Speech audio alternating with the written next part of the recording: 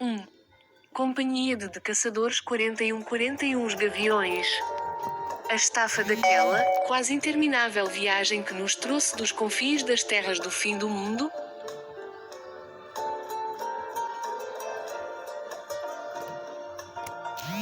Até às delícias da civilização deixou as suas marcas.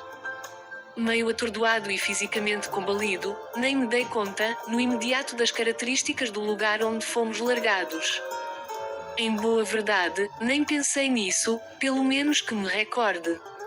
Ao abandonar a viatura, após percorridos vários quilómetros com escassas paragens pelo caminho, apenas ansiava por esticar as pernas e procurar a caserna, na mira de um duche frio, que me refrescasse os miolos, retirasse os músculos entorpecidos da sua letargia, e me libertar-se daquela sensação de sujidade pegajosa acumulada, pelos longos dias de viagem. Descobrir Malema entre os rios era coisa que, no momento, não me preocupou, e nem uma pontinha de curiosidade me levou a pensar no assunto. Lancei-me à cata das minhas tralhas, algures perdidas, e esborrachadas no meio das demais, e olhei à volta à procura do quartel. Não obstante o rebuliço da chegada, deu para perceber que nada à volta se parecia, com instalações militares.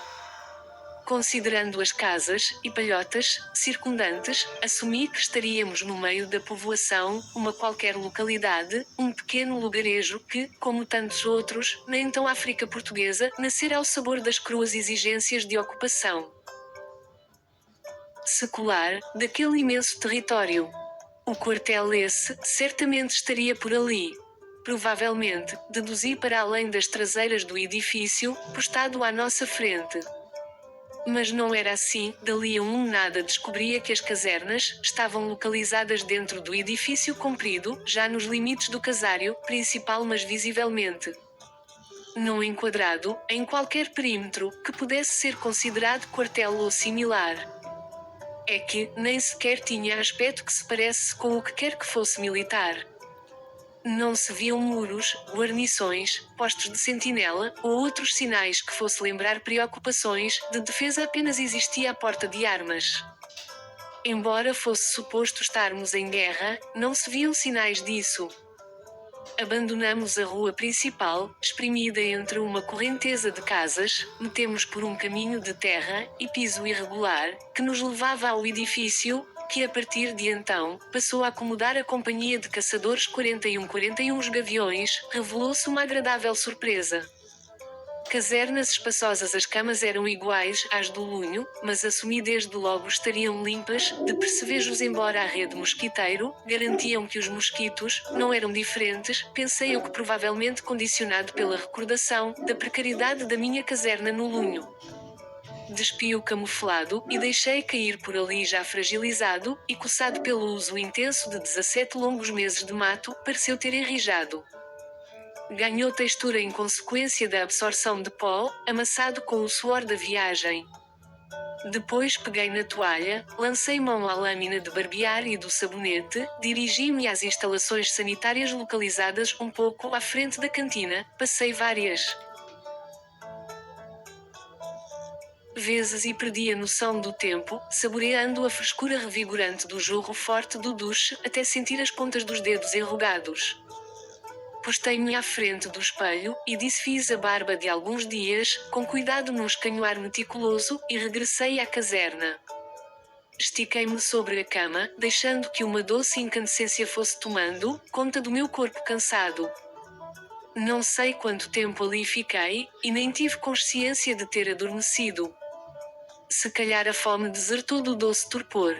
Não. Pensei. Deve ser o relógio biológico a anunciar a hora da janta. Não é meu hábito deixar-me guiar pelas armadilhas materiais do subconsciente. Levantei-me, vesti a melhor roupa civil, calcei os sapatos pretos, procurei companhia. Em passo indolente caminhamos em direção do Clube Ferroviário de Malema, o mais evidente da civilização. Uma ampla sala de jantar, e um balcão tipo snack bar com bancos altos ao redor. Por detrás do mesmo, se encontrava o indiano Fernandes, servia aquele belo manjar com simpatia a todos. Tirar a barriga de miséria era coisa que ia começar já, descontando a compreensível falha de memória, já queimada pelo tempo, apostaria que me devo lambuzar com um grande bife, com batatas fritas, e um ovo a cavalo, acompanhada por uma garrafa de cerveja, bazuca, bem fresca, era um petisco com que sonhava frequentemente, especialmente quando, não havendo opção, o rancho no aquartelamento deixava a desejar. Decididamente, os tempos de miséria chegavam ao fim e, como a seu tempo se verá, as coisas não se ficaram apenas pelos pecados da gula. Esta linda vila de Malema, que nos saíra em sorte, prometia uma nova vida. Mais de um mês decorrera, desde a festa comemorativa de 23 meses de permanência em Moçambique. A nossa missão chegara ao fim, mas ninguém pareceu impacientar-se com o mata-bicho, epíteto então utilizado para designar o excesso de tempo sobre os 23 meses da praxe.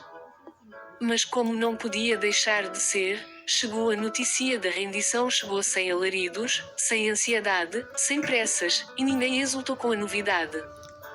Nada aconteceu que se parece com a loucura desencadeada, no Lunho, por notícia semelhante. Com efeito, quando o primeiro zum-zum começou a circular, ninguém pareceu entusiasmado e o primeiro comentário não passou de um simples "Oi pessoal. Parece que nos vem a render para a semana." A reação geral pareceu-me genericamente destituída de emoção, como se a coisa não fosse notícia importante. Do que recordo, não foi além da displicente interrogativa: "Ai é?" Já não era sem tempo. Contudo, não obstante aqueles últimos 7 meses da nossa missão, em África tivesse decorrido como o seu descanso de um guerreiro se tratar-se, e todos se sentissem bem naquele agradável local, o anúncio não deixou de ser arauto de boa nova. A verdade é que, por muito aprazível fosse Malema, não era a nossa terra. A proximidade do fim da comissão, festejada com pompa no mês anterior, espicaçara as saudades mantidas em suspenso, ao longo daqueles infindáveis 23 meses. O desejo de incontido de abraçar a minha noiva, a família e amigos, que lá longe do outro lado do oceano, nos esperavam com natural impaciência, foi ganhando intensidade. Parece que Malema entre os rios, havia ter sido eleita, pelas hierarquias como local de recobro de militares resgatados do Lunho. Malema, um lugar apreciável, cheia de gente que nos tratou muito bem, não era propriamente um local de que se quisesse distância. O relacionamento da tropa com os habitantes de Malema processou-se de forma natural. Ao fim de alguns meses estava absolutamente sedimentar, conferindo àquela pequena urbe outra dimensão, o que é o mesmo que dizer que os forasteiros, fardados resgatados das terras do fim do mundo, se adaptaram rapidamente ao novo ambiente, fundindo-se com o novo meio social num processo incontornável de criação de laços, semelhantes aos quase esquecidos hábitos das aldeias, de onde cada um provinha. A verdade é que, tirando isso, o entrosamento da tropa com as pessoas se fez naturalmente, ajudado pelo facto das instalações militares sem muros ou ameias estarem misturados com as habitações civis. Cadeiras trazidas de propósito, diluindo o ambiente militar que, mal o sol se punha, quase desaparecia. Entretinha-se assim o serão, aproveitando o fresco da noite enquanto o sono ou a hora da deita não chegava. Texto de Bernardino Peixoto. Antigo combatente da Guerra do Ultramar, Moçambique.